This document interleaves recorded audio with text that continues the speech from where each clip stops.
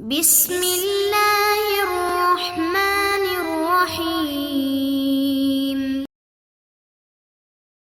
السلام علیکم ورحمۃ اللہ وبرکاتہ۔ امید ہے کہ آپ سب ایمان، صحت، عافیت اور برکت کے ساتھ ہوں گے۔ آج ہم سبق نمبر 25 کو پڑھیں گے، جس کا عنوان ہے تقدیم اور تاخیر کے بیان میں۔ تو سب سے پہلے عبارت اور ترجمہ، اس کے بعد انشاءاللہ تفصیل پڑھیں گے۔ الباب الثالث فی التقدیم والتاخیر من المعلوم انه لا يمكن النطق باجزاء الكلام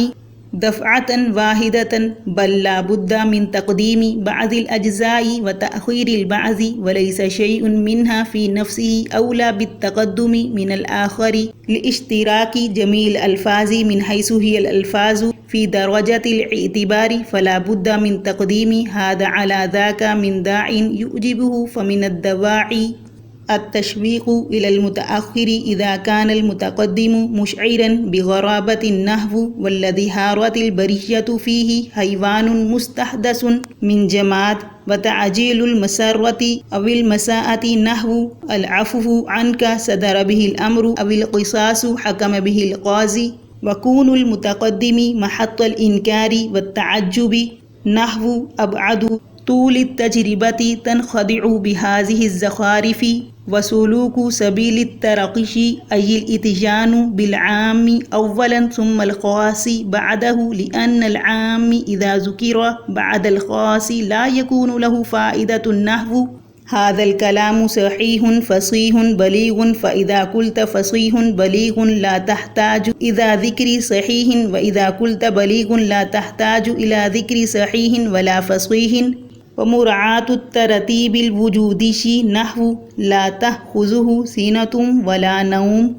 ترجمہ دیکھیے۔ تیسرا باب تقدیم اور تاخیر کے بیان میں۔ یہ بات معلوم ہے کہ نہیں ہے ممکن گفتگو کرنا کلام کے تمام اجزاء کے ساتھ ایک دفعہ، بلکہ ضروری ہے بعض اجزاء کا مقدم کرنا اور بعض کا مؤخر کرنا، اور نہیں ہے کوئی چیز فی نفسی ہی تقدیم کی مستحق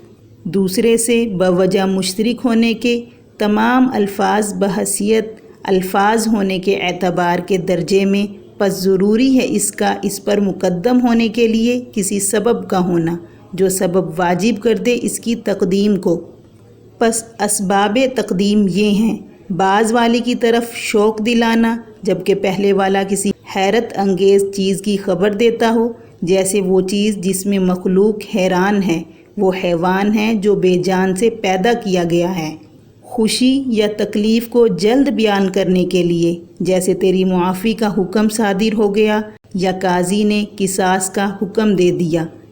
اور مقدم چیز کا انکار اور تعجب کے موقع پر ہونا، جیسے کیا طویل تجربے کے بعد بھی تم ان بناوٹی چیزوں سے دھوکہ کھا جاتے ہو۔ اور ترقی کا راستہ چلنا، یعنی پہلے عام کو لانا پھر اس کے بعد خاص کو لانا، اس لیے کہ عام جب ذکر کیا جاتا ہے خاص کے بعد تو اس سے فائدہ نہیں ہوگا عام کا، جیسے یہ کلام صحیح ہے، فصیح ہے، بلیغ ہے۔ جب کہا تو نے فصیح بلیغ تو صحیح کے ذکر کرنے کی ضرورت نہیں رہی، اور جب تو نے بلیغ کہا تو نہیں ضرورت رہے گی صحیح کے ذکر کرنے کی اور نہ فصیح کے ذکر کرنے کی۔ اور ترتیب وجودی کی رعایت کرنا، جیسے نہیں پکڑتی اس کو اونگ اور نہ نیند۔ اب تفصیل دیکھیے۔ من المعلوم انہ لا یمکن، تو یہاں سے مصنف تقدیم اور تاخیر سے متعلق مضامین بیان کر رہے ہیں کہ عبارت میں جو کچھ بیان ہوا اس کا مطلب یہ ہے کہ انسان جب بھی کوئی بات کہتا ہے یا کوئی مضمون بیان کرنا چاہتا ہے تو اس مضمون کے تمام الفاظ کو ایک ساتھ بیان نہیں کر سکتا، بلکہ لامحالہ اسے بعض الفاظ کو مقدم اور بعض کو مؤخر کرنا پڑتا ہے۔ مگر سوال یہ ہے کہ کن الفاظ کو مقدم اور کن کو مؤخر کیا جائے؟ ظاہر ہے الفاظ بحیثیت الفاظ بالکل برابر ہیں،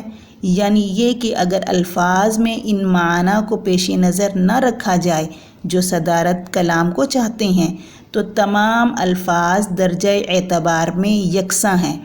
اس لیے بعض اجزاء کو دوسرے بعض اجزاء پر مقدم کرنے کے لیے کسی سبب کا ہونا ضروری ہے۔ کیونکہ اگر بغیر سبب کے بعض کو مقدم اور بعض کو مؤخر کیا جائے تو ایسی صورت میں ترجیح بلا مرجع لازم آئے گا اور یہ جائز نہیں ہے۔ آگے پھر فرمایا فَمِنَ الدَّوَاعِی، تو یہاں سے مصنف تقدیم اور تاخیر کے اسباب بیان فرما رہے ہیں کہ تقدیم اور تاخیر کے کل 9 اسباب ہیں۔ تو ان 9 اسباب میں سے جو پہلا سبب ہم پڑھیں گے وہ ہے التشویق الی المتأخر اذا کان المتقدم مشعرا بغرابۃ، یعنی بعد میں آنے والے کے بارے میں شوق دلانا، یعنی پہلے جملے میں کسی حیرت انگیز چیز کا ذکر بیان کیا گیا ہو جس کی وجہ سے سامع کے دل میں بعد میں آنے والے جملے کو سننے کا شوق پیدا ہو، اس لیے کہ جو چیز طلب کے بعد حاصل ہوتی ہے وہ جلدی ذہن نشین ہو جاتی ہے، تو اس خبر کا شوق دلانے کے لیے اس حیرت انگیز چیز کو مقدم کریں گے، جیسے والذی حارت البریۃ فیہ حیوان محدث من جماد، تو اس شعر میں پہلا مصرع سنتے ہی مخاطب کے دل میں شوق پیدا ہوا کہ آخر وہ کون سی چیز ہے جس کے بارے میں مخلوق حیران ہے، اس لیے اس جملے کو مقدم کیا، یعنی والذی حارت البریۃ فیہ کو،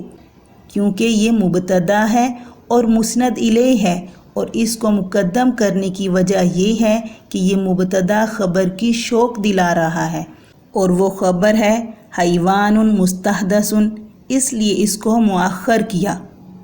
اب یہاں پر حیوان مستحدث سے کیا مراد ہے؟ تو حیوان مستحدث کی تفسیر بعض حضرات نے حضرت آدم علیہ السلام سے کی ہے اور بعض نے حضرت صالح علیہ السلام کی اونٹنی سے کی ہے، جبکہ بعض حضرات کا کہنا ہے کہ اس سے مراد حضرت موسیٰ علیہ السلام کا اژدہا ہے، اور کچھ حضرات کا تو یہ خیال ہے کہ اس سے مراد وہ جسم ہے جو فنا کے بعد قیامت کے دن دوبارہ زندہ کیا جائے گا، واللہ عالم۔ اور دوسرا سبب ہے وتعجیل المسرۃ او المساءۃ، یعنی خوشی یا رنج کو جلد بیان کرنے کے لیے مقدم اور مؤخر کرنا، یعنی اگر خوشی کی خبر کو جلد بیان کرنا ہو تو خوشی کے الفاظ کو مقدم کرنا، اگر غم والی خبر کو بیان کرنا ہو تو پھر رنج کے الفاظ یا غم کے الفاظ کو مقدم کیا جائے گا، جیسے کہ العفو عنک صدر بہ الامر، تیری معافی کا حکم صادر ہو گیا ہے۔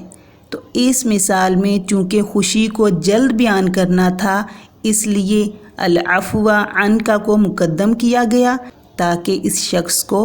جلد خوش کیا جائے جو اپنے بارے میں کسی فیصلے کا منتظر ہے، اور اس کے خلاف اگر خبر دینے والا شخص مبادیات میں لگ جاتا اور یوں کہتا کہ آج جو آپ کے مقدمے کا فیصلہ ہونا تھا اس کے لیے جج صاحب کمرہ عدالت میں تشریف لائے، مجمع بے انتہا تھا، ہر ایک کی نظر جج کے فیصلے پر تھی، بالآخر مجمع عام کے درمیان جج نے آپ کی معافی کا اعلان سنایا یا آپ کی معافی کا فیصلہ سنایا، تو اس صورت میں بھی خوشی ہی کی خبر ہوتی مگر شدید انتظار کے بعد، جبکہ مبادیات سے اسے کوئی سروکار ہے ہی نہیں۔ اسی طرح رنجیدہ خبر کے الفاظ کو مقدم کرنا تعجیل مساءت میں، جیسے القصاص حکم بہ القاضی، تو اس مثال میں لفظ قصاص کو مقدم کیا گیا ہے تاکہ اس لفظ کو سنتے ہی مجرم کو تکلیف پہنچے، اور یہ صورت عموماً ایسے موقع پر ہوتی ہے جب کہ مخبر مجرم کا بدخواہ ہو، کیونکہ مخبر اس طرح کے الفاظ کو مقدم کر کے اپنے دل کی بھڑاس نکالتا ہے۔ اور تیسرا سبب ہے وقون المتقدم محق الانکار، یعنی پہلے والے لفظ کا محل انکار اور تعجب ہونا،